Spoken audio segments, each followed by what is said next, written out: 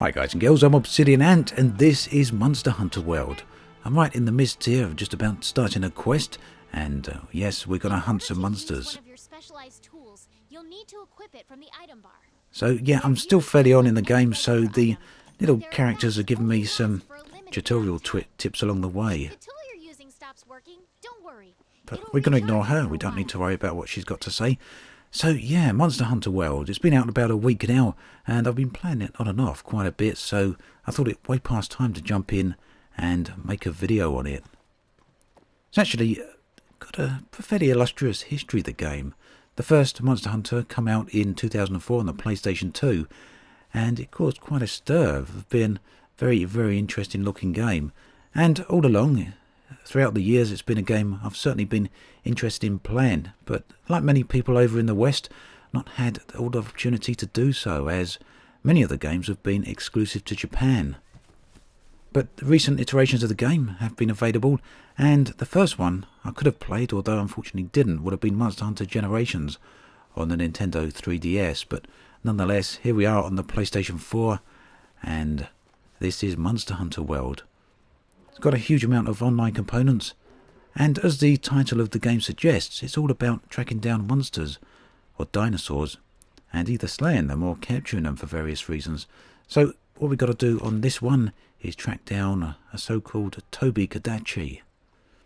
Only got one of them to capture, and we've got to do it within 50 minutes, so hopefully we're going to do that without too much of a problem, because that would make for a fairly long video if it actually takes a full length.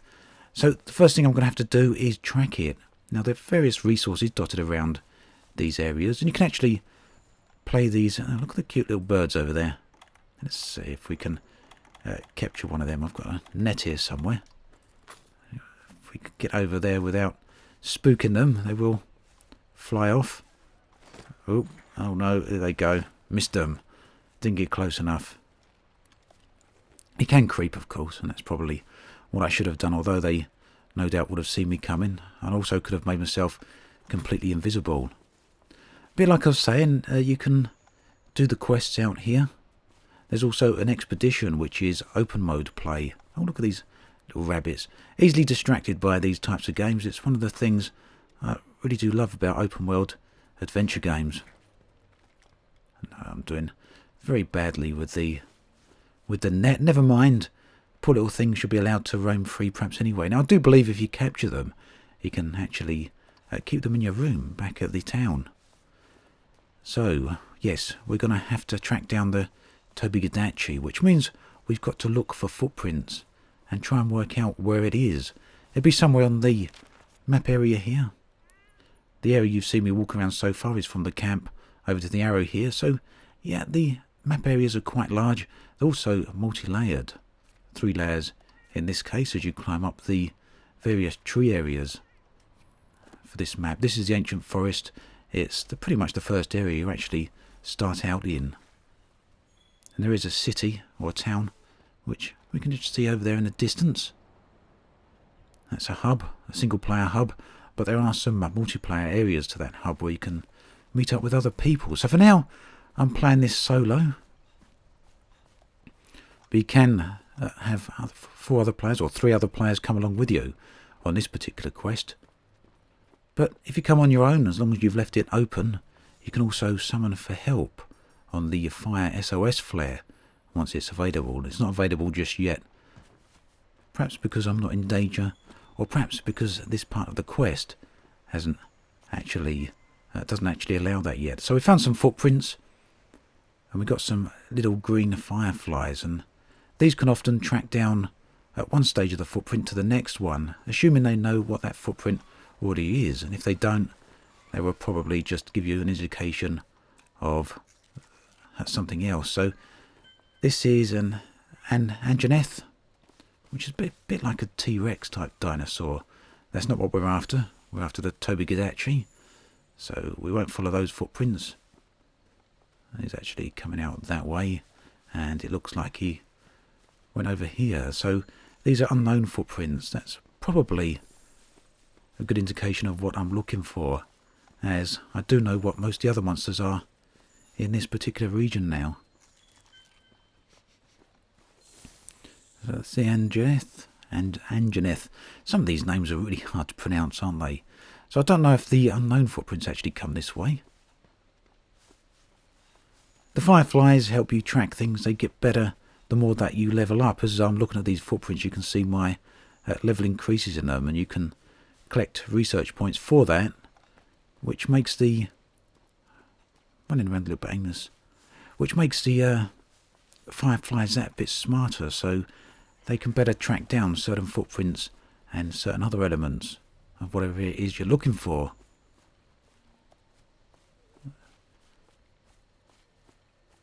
I suspect the monster that we're tracking is up the back area of the forest, where the overgrowth and the undergrowth both get a little bit thicker.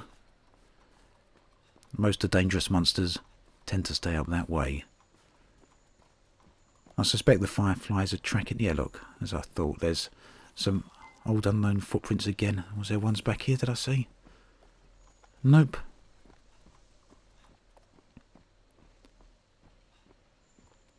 Old body hair. Sounds a little bit gross, doesn't it? As long as it's not old human body hair. Someone scratching their back up against the tree stump. Old footprints.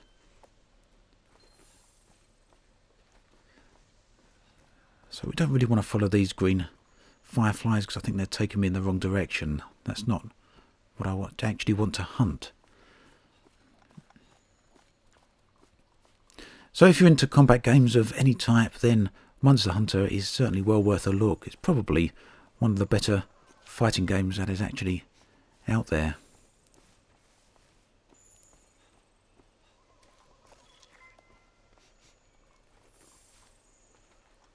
Of course, the fireflies could be leading me to something else. These old footprints might not be the Tobi Kadachi. They could be one of the other numerous large monsters and dinosaurs in this world. Oh.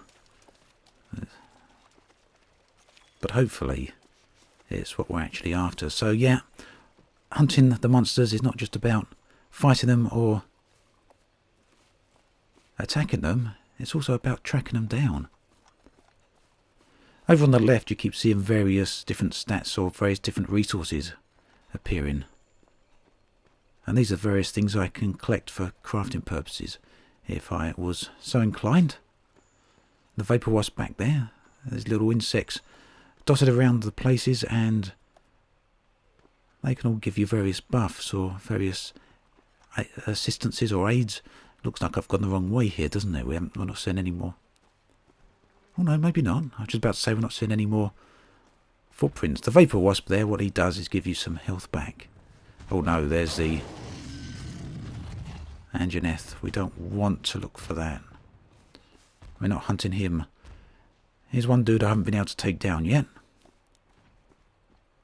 But I do believe that's going to be the next quest. And we can see his footprints there, but the other footprints seem to be going this way. I wonder if we can make it across on the vines. Nope. I'll take the easy option. So you do walk a bit sluggish through the water here. You can fix that by various stats that you get on all the different types of armour. As you go through the game, you'll need all sorts of different armour. You won't just stick to one piece of armour that you've got. Armour's crafted from items that you collect from monsters after you've killed them. And each different armour piece gives you a different buff and a different strength and a different resist. So basically the best way to play will be to mix and match different types of armour. Oh, there we go. Oh no, I thought that might have been him, but I think he's going to eat one of those. Lovely look. Poor little creature.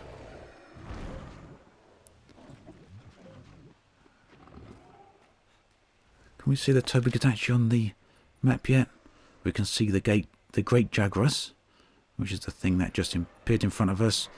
The T-Rex style thing. Unfortunately, we haven't found the Tobi Kadachi though.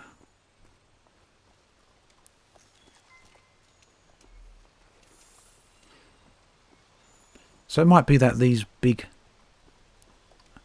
fireflies are now leading me to the destination.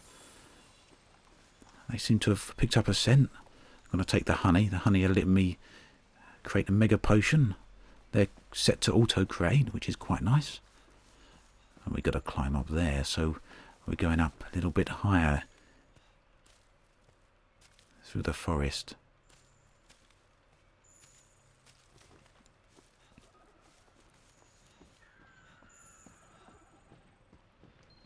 In case you're wondering, I'm playing on the standard version of the PlayStation here. The PlayStation 4 Pro version does look quite substantially better, I've got to admit. Both in terms of graphics as well as resolution and performance as well, perhaps depending on how you set it. Looks like we're getting closer. A feather, a bit of fur. Hopefully it's not too scary. Oh, he's a flying one. He's going to cause us some problems, perhaps. I don't know how well equipped I am. I've got a water weapon on, a weapon with a water element, and that may be... Oh, there he is. Hello. It may be completely the wrong type of element to actually be playing against him. So, do we fire off the flare? Yes, as soon as I can, we will.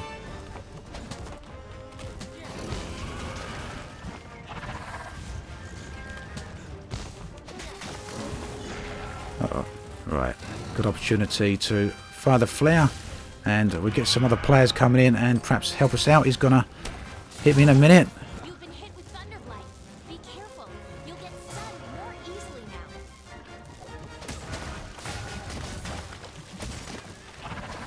So you do get various combos like you would expect with any of these types of games, and if you've played anything like Devil May Cry, you'd be all too familiar with the types of commands, and it's a good idea to keep away from this guy's town by the looks of it. I've actually been stunned. Now what's interesting about fights in Monster Hunter is... my little... I was just about to say my little cat's helping me out there, but... Come on.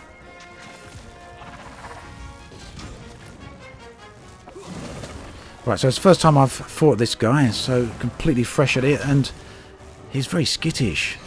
Likes jumping around a lot. Man, am I getting hit. Come on.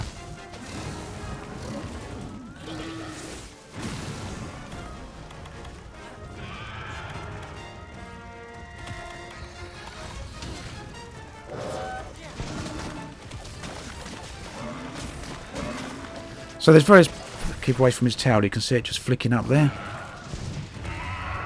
So you get little tells about what's going to happen next, what you can expect. And that's really what the fighting in Monster Hunter really is all about. We've managed to get on top of the guy here.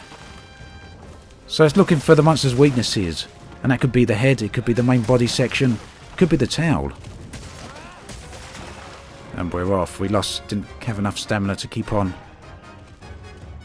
Let's try and get a bit of health up before he rams at me. We're out the way again. Damn it, didn't mean to come down here. Is he going to follow me down? He is.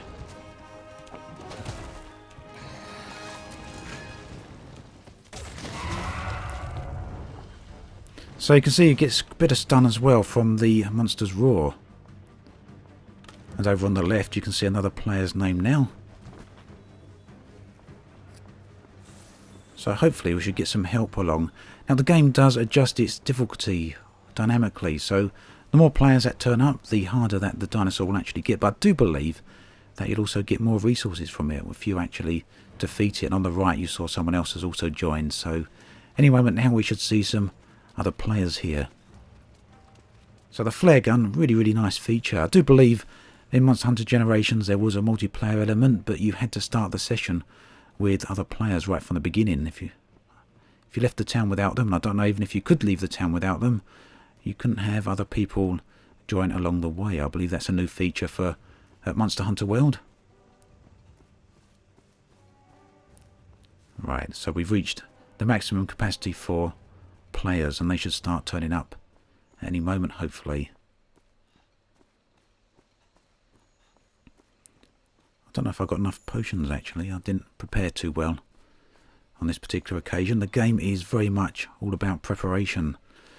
So he's a lightning guy and I'm using water against him, so I don't know if that's good or bad, I'd imagine I've probably got the absolute worst weapon element I could use against him.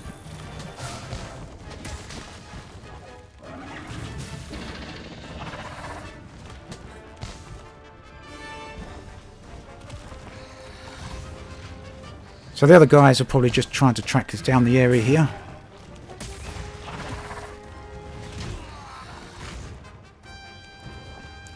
Come on, don't want to get electrocuted again.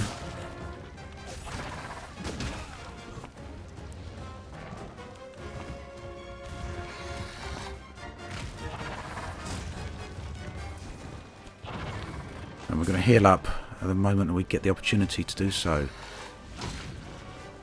So one thing you'll notice that I haven't been doing, if you're familiar with the game, is using the insect, which is the little bug I've got attached to my arm here.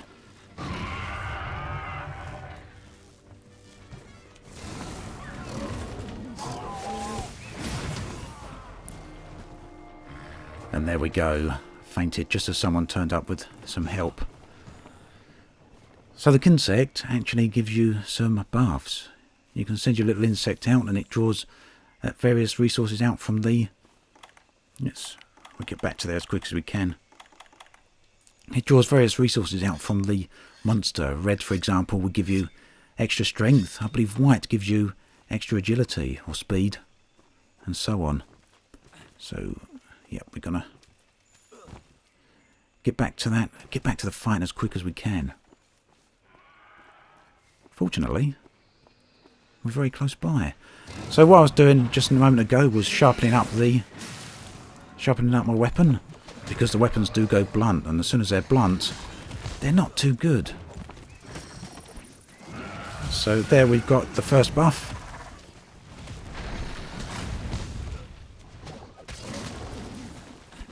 And we'll try and get a couple more in there now. Different body parts. Oh, he's got stuck. Different body parts will give you different buff colours.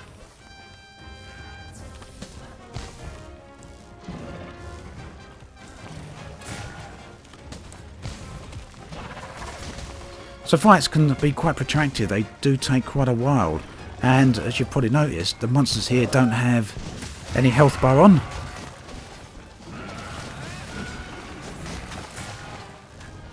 But they start showing signs of being tired or injury eventually. And again, those are all things you have to watch out for. So every so often they will start running off. Maybe they've had enough of this particular part of the fight and they go and try and hide somewhere, and they will try and recuperate. Now as we're going along, you're still seeing the tracks for the Anjaneth. And if we do encounter him whilst we're fighting this guy, there's a good chance that those two monsters will start fighting each other. And he hasn't gone too far. He's actually quite a cute little beast, isn't he? Halfway between a fox, a wolf and some sort of dinosaur thing.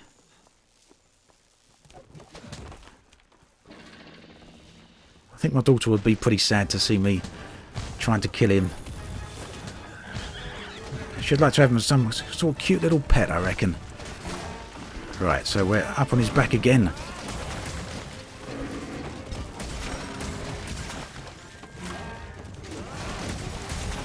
And we're gonna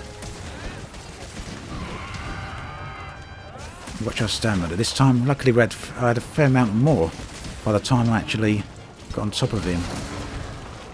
And I'm off. I'm off, yeah. Right, so he's down. So it's a good chance to hit him a bit. Conscious of my weapon becoming a bit blunt, it's going to need to be sharpened up. Is he dead? Nope, he's got a part broken.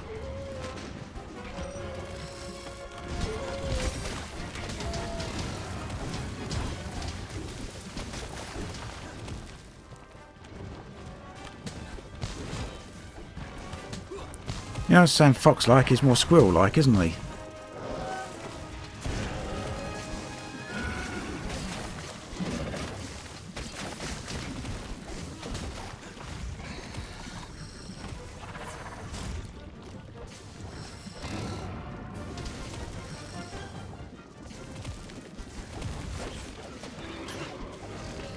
Right, been poisoned, so we're going to have to watch that. As long as it don't hit me. Keep out of the way. Let's cure that poison. And further as you progress into the game, you'll find that you can get these sorts of potions and various other elements that work much faster. You can use them during the fight far easier.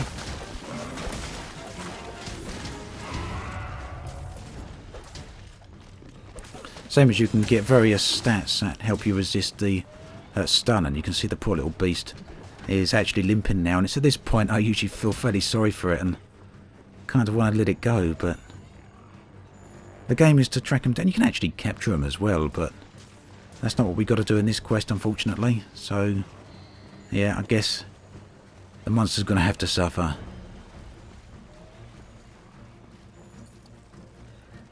And yeah, I do feel bad about that.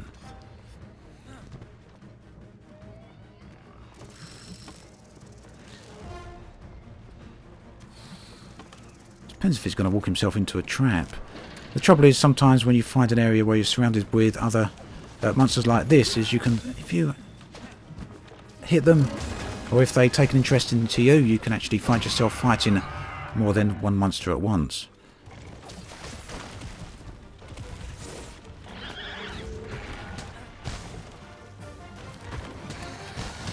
Oh, he got me.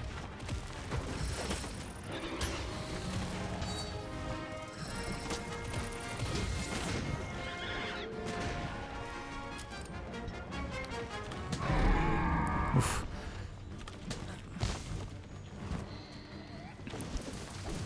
Actually sounds like his breathing's a bit laboured now, doesn't it? I don't know if you can hear that. So there's also breakable parts of the monster.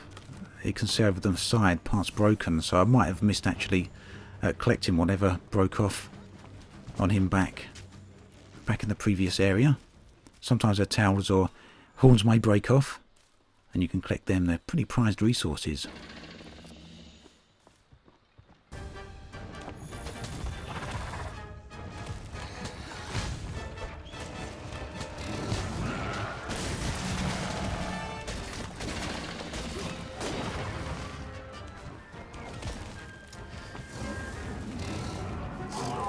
Right, so we're back where we started, and hopefully I won't faint again. You saw you only get a limited number of faints before you fail the mission, and I can also target it with my Kinsect. That will drop some health potions as well, or health elements.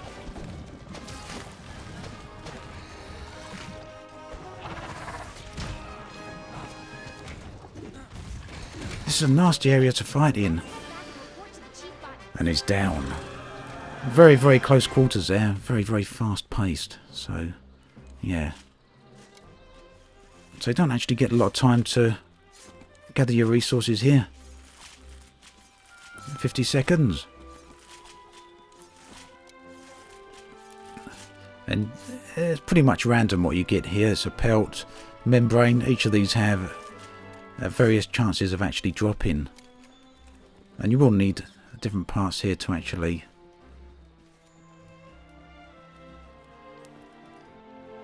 craft the next weapons or the next upgrades.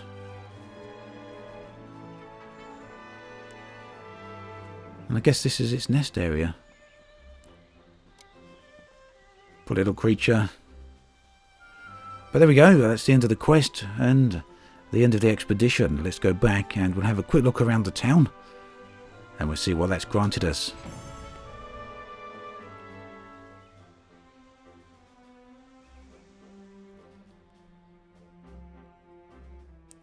Got quite a few bits this time.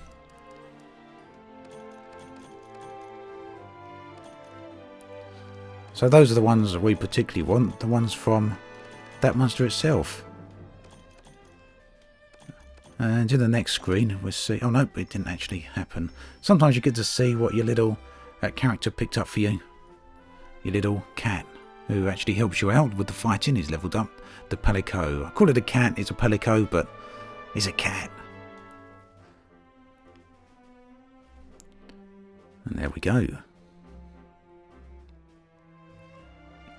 So this is the main hub then. The one we could see from the distance was actually up in that hill there, between the trees I believe, somewhere. If we left here now, we could go out on an expedition rather than a quest, so that would mean no timers and no particular objective other than the objective you set yourself, which could be tracking down a monster, or just gathering resources, or culling off an overpopulation of certain types of monsters out there, whether they're small or large. So in the town, you've got all sorts of different things going on. New products in stock. So look, we've got a stockpile here. Things I may want to buy or may not, depending on what you think of that, or whether you need it, depending on your needs. We can actually sell stuff to him. Over here is the research centre. So you basically get bounties here, or you get rewards for participating in either research or investigations. Research can be into flora or fauna, investigations into the same, but they're generally a bit more protracted. And you complete these along the way as you're doing either your quests or your expeditions. So once you've done whatever they've asked you to do, you can come back and just hand them in, and you get your rewards. And these come in the form of both points, which you can spend on other things, as well as armor spheres. And armor spheres are very, very good because they allow you to upgrade your armor. So like I say, the game tracks your progress on these, and you can have 6 ongoing at any particular time. Just going to add a few more along the way here then, and we'll get moving around the rest of the area. So yeah, there's plenty of different activities to do in the little town hub here. Down there is our personal room, and there'll be our palico in there as well as anything else we've collected. And it's also a way to access a little training arena where we can try out various weapons. And there are 14 different types of weapons in the game. And of course, no doubt, if you've paid any interest at all in Monster Hunter, if you've seen any of the screenshots or video clips, you will have noticed some of the ridiculously oversized weapons. And yet, that really is a part of the charm of Monster Hunter. The blacksmith dude here will allow us to both craft and forge new weapons and armour, as well as upgrade the same. We can also change out our armour here and our weapons. Let's have a look at some of the items here, just to get a bit of a sense of the size of some of the things. So the lance, so big it doesn't even fit on the screen, ridiculously sized, and also very, very slow to use. Let's have another look. A big axe as well. No idea how you're supposed to handle that, but like I say, it really is a part of the charm of what the game is all about. So equipment and collecting items is very much the focus of the game. I've actually only been using the glaive so far. It very much seems to suit my playstyle, so for now at least that's something I'm going to stick with and just going to switch back to that. And of course you can upgrade it, as I mentioned earlier, using the parts that you collect through slaying the monsters. And let's have a quick look at what we can upgrade to here. So I'm on the tier 1 of the Aqua Rod, and we can now upgrade to the Thunder one by the looks of it. Pulsar Rod 1. Very nice. Now if I do upgrade, it means I will lose access to the Aqua Rod, so I'll lose the Water Elemental and gain the Electric Elemental, or the Thunder Elemental. The nice thing is you can actually downgrade again, and you'll get all the resources back. You never actually lose anything. The other thing I could do is craft another glaive, and then follow the same upgrade path, and have both a water one as well as an electric one.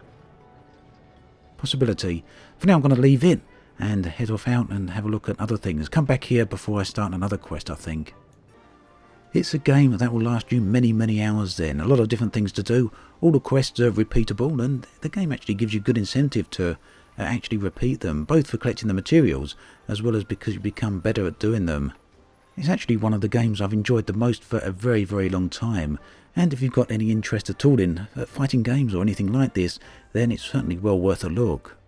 I think Monster Hunter is likely to become a regular part of this channel in much the same way I have with Everspace and a number of other games, so keep an eye out for future videos of this game very soon.